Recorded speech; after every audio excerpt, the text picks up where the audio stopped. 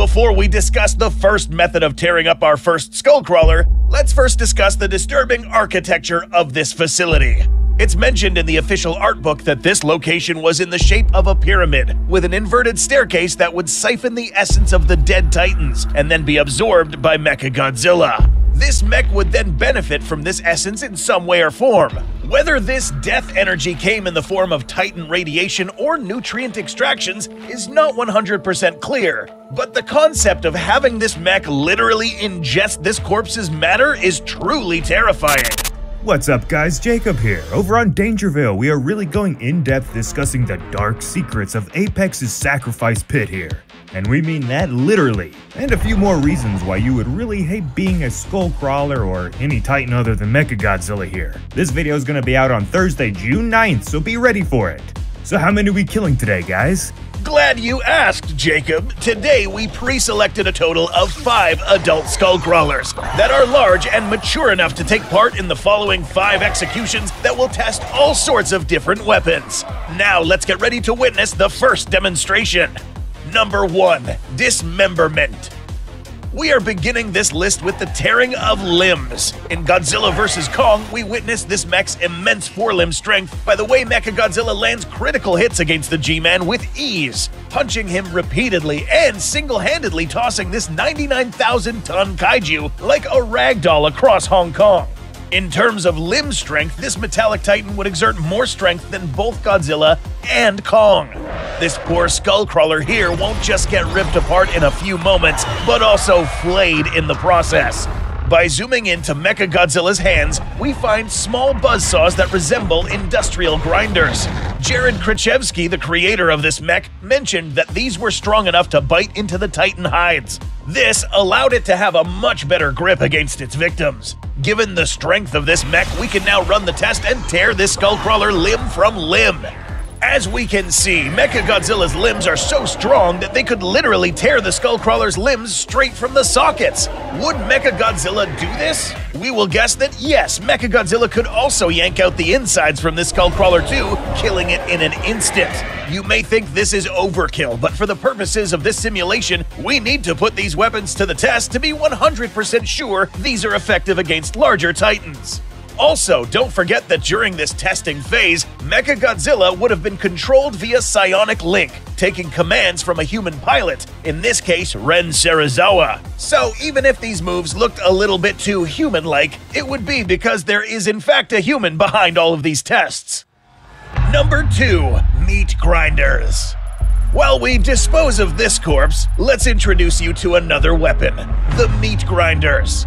These aren't the ones on its hands, these are the grinders found inside its mouth. Yes, these here are rotating discs that when put in contact with any fleshy tissue will bite into it and turn it into ground meat. We were unfortunate to not see this in live action, but that's why we are here to show you.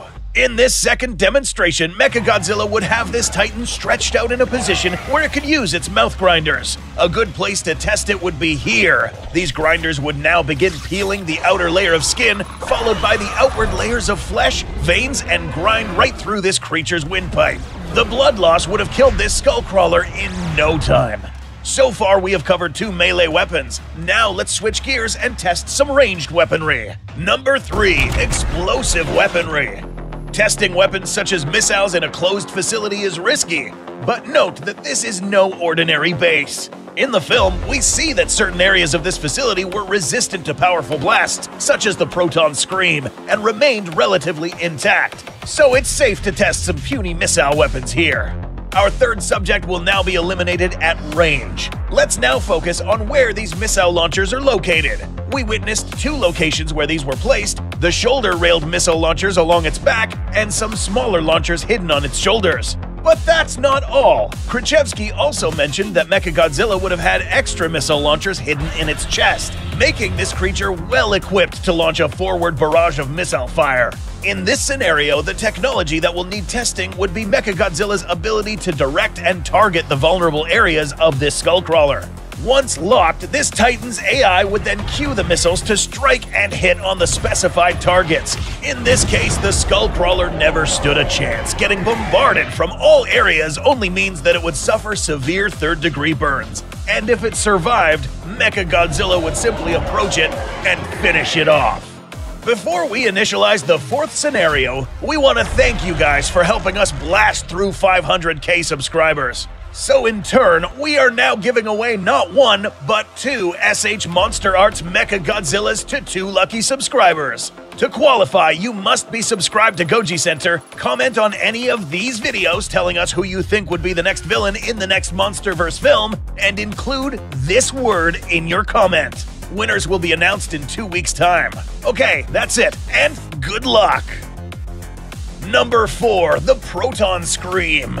In Godzilla vs. Kong, we were lucky to see this weapon in action against both Godzilla and Skullcrawler number 10. This would have been the most powerful in its arsenal of weaponry and would have taken hundreds of billions of dollars to develop such a weapon in real life.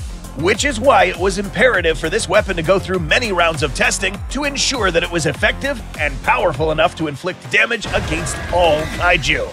In the film, we saw that this weapon was fired through the Skullcrawler's mouth, but what if instead of hitting it here, it was hit on another location?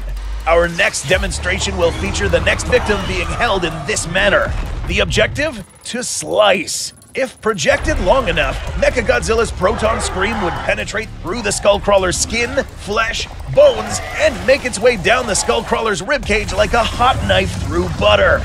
We'd like to imagine that several tests like these were conducted to continue testing weapon upgrades in Mechagodzilla's Proton Scream.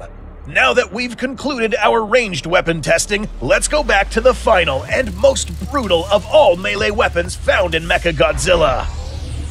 Number 5. Tail Scythes. The last weapon we are going to test today is found at the very tip of its tail. These 2 spikes can spin and split into 2 additional scythes, forming a 4-bladed weapon that spins at high speeds, giving it high piercing and liquefying power. Because this mech is manned by a human, Ren Serizawa would have needed some practice getting used to using a prehensile tail, since humans are not equipped with one in real life. Learning how to use this effectively was imperative against other kaiju that could use similar weapons effectively. In this scenario, our next Skullcrawler is now subjugated in this manner, and the pilot will now aim for these 2 locations. Note that once these things pierce, anything in the path of those spinning blades would have been literally liquefied, completely destroying any organ that it comes across, inflicting irrecoverable damage. Now that this tail successfully hits its target, it will now finish off this Skullcrawler by accurately impaling it from its vocal orifice and turning this titan into a sack of pulp. We now have completed our first round of tests, and Mechagodzilla is one step closer to becoming Godzilla's nemesis. Admittedly, it was mentioned by Adam Wingard that had Godzilla not fought Kong earlier, this titan would have had enough energy to successfully defeat this Mechagodzilla. But having said this, it was also mentioned that if a physical sample of this radioactive material was used to power this titan, then Mechagodzilla would have also been even more powerful, unlike this reverse-engineered energy sample made by Apex. This was just a sneak peek of what could have happened inside this clandestine facility of death. What do you think would have happened if Mechagodzilla successfully killed both Kong and Godzilla at the end of this film? Do you think that there were any other kaiju that would successfully destroy this mechanized titan? Let us know in the comments. Please remember to hit that red subscribe button below to be the first to watch our next upcoming videos. Thanks for watching, and we'll see you in the next video.